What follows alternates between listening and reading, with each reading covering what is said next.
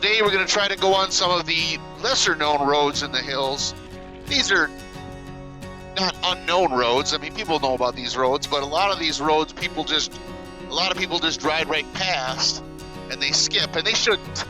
So we're going to take a trip down some of the lesser known roads, or the ones that people sometimes skip.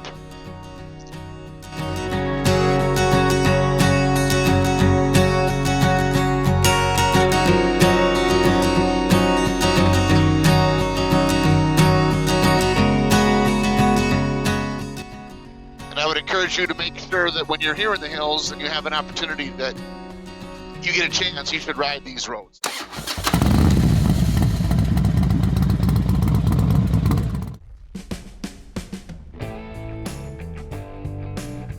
We'll start with Vanocker Canyon Road.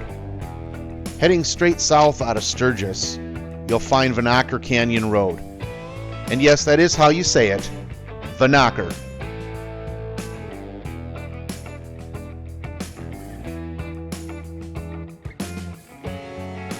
Vanocker Canyon Road is a way for you to get from Sturgis to Rapid City while avoiding the highway, and it's become one of my favorite alternatives.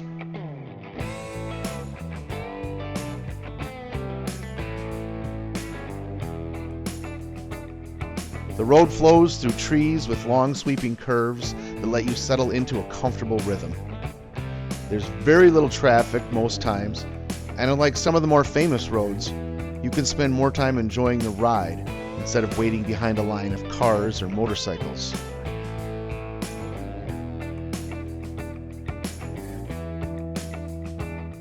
As with many places in the hills, you always have to keep an eye out for the local wildlife, no matter the time of day. You got deer in the road.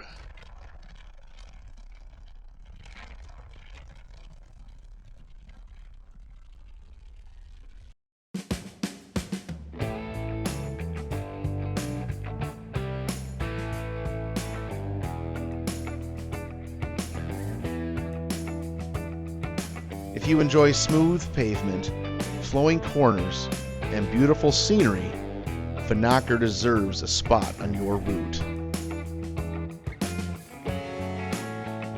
Vanocker Canyon Road is a must-ride.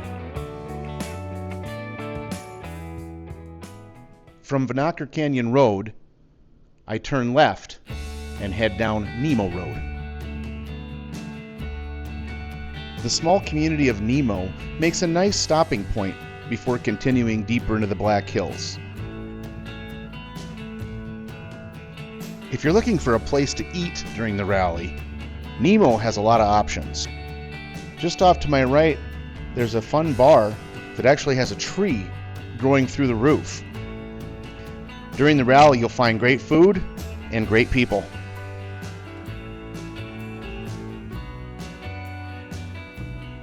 And off to my left, during the rally, you'll find Big Mama's Beer Garden.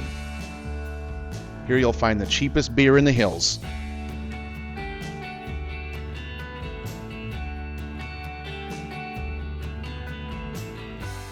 The character of the ride changes here. The curves tighten up a bit, and the forest closes in. The ride becomes quieter.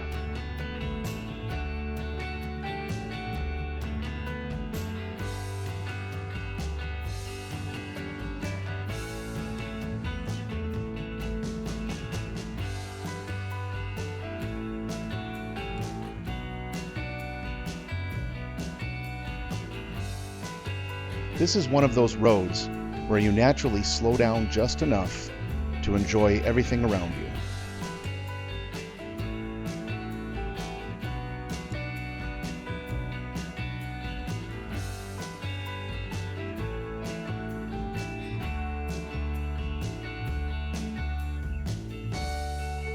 It's a peaceful stretch of road that's easy to miss if you're only following the popular tourist routes.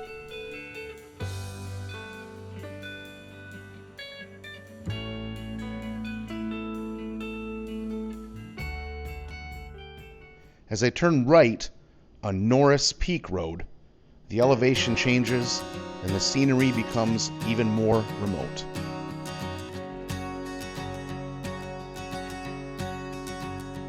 the road winds through some beautiful sections of forest.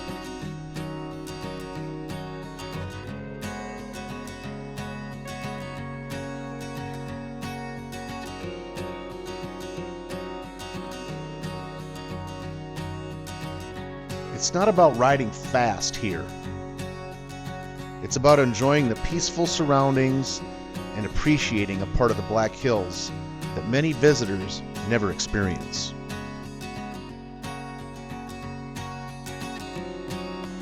Sometimes the best motorcycle roads aren't the most famous rides. They're simply the ones that let you slow down and enjoy the ride.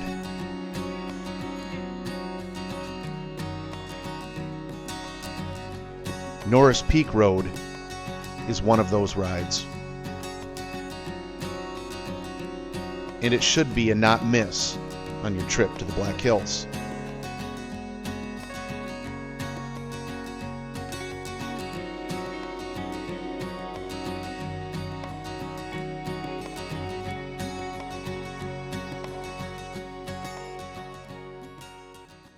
Next, if you head just west of Lead and then turn south, you will find Rochford Road.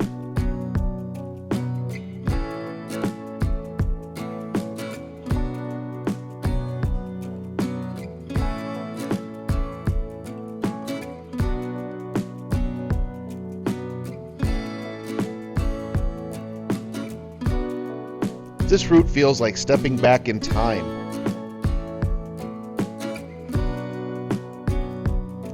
The road itself is entertaining, but the destination makes it even better.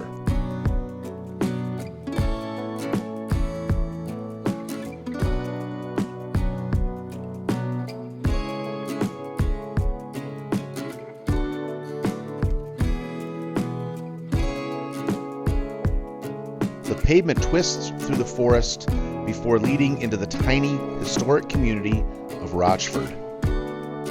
This is exactly the kind of place motorcycle touring is all about. Discovering small towns that still have plenty of character. Right in the heart of Rochford is the Moonshine Gulch Saloon. For riders traveling through the Black Hills, this has become one of those classic places to stop for a meal, grab a drink, stretch your legs, and talk with other riders. It's not fancy, and that's exactly why people love it.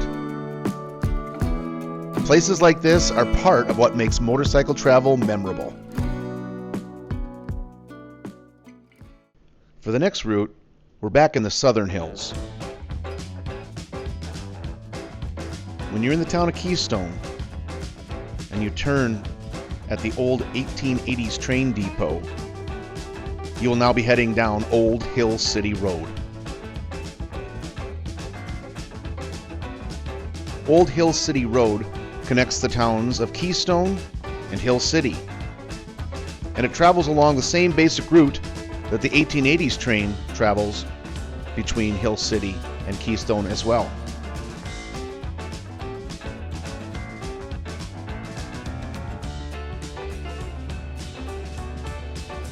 On this day, I was lucky enough to be able to see the train as I rode by.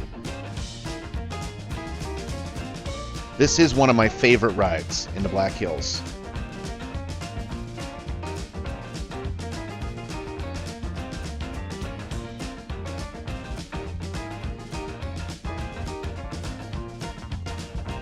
I'm not even sure how many times you cross over the railroad tracks.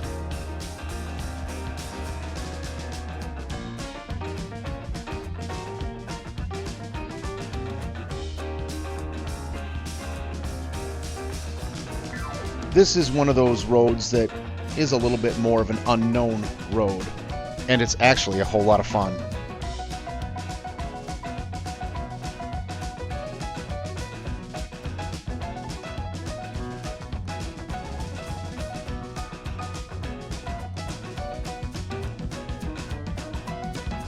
It may not have the reputation of Iron Mountain Road or Needles Highway, but it delivers a relaxing ride that's every bit as enjoyable.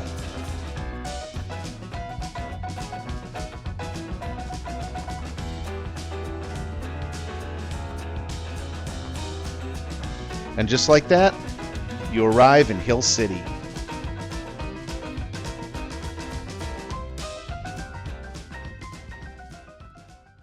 Now we're going to look at Highway 244 that connects Keystone to Highway 385 and goes right past and behind Mount Rushmore. Highway 244 often gets overlooked because most riders are simply using it to travel between Mount Rushmore and 385. Off to my right, you'll see Horse Thief Lake. As the story goes, back in the day, before the man-made lake existed, they caught 3 horse thieves. Back then, folks in these parts didn't take too kindly to horse thieves, so the 3 men were hung and buried at what is now the bottom of the lake. Thus, the name Horse Thief Lake.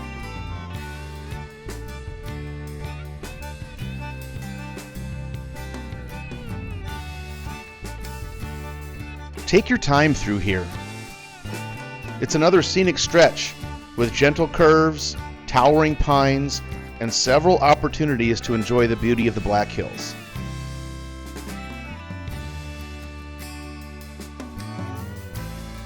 As I ride past here, look over my left shoulder.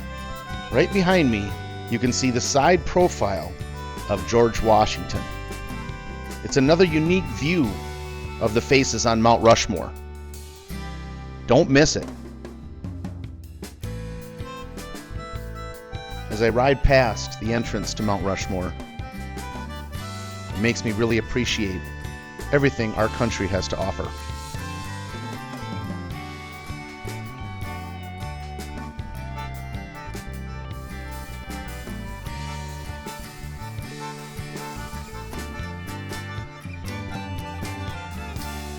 Right along this stretch of road, many riders will pull over and take their obligatory picture of Mount Rushmore rather than going into the monument itself. But if you've never been there, I recommend going at least once. It is well worth it.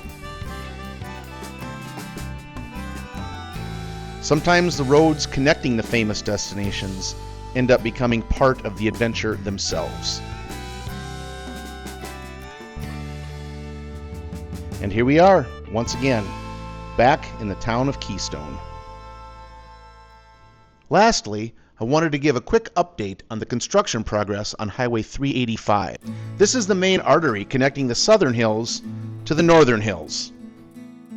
As you leave Hill City heading north and approaching Sheridan Lake, the road is still paved.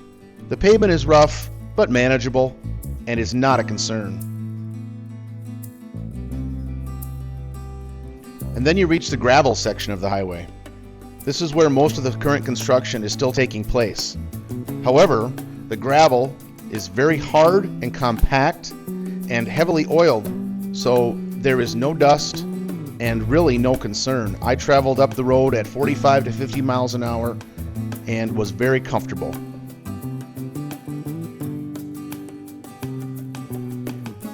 Once you hit Pactola Dam and you run over the lake, the construction is over. So from there on, all the way up to Lead and Deadwood, the road is clear. I would see no reason why a person would not be able to travel down 385 during the rally. Although, between now and the rally, things could change, so it's always worth checking for the latest information before you head out. But hopefully this gives you a better idea of what to expect.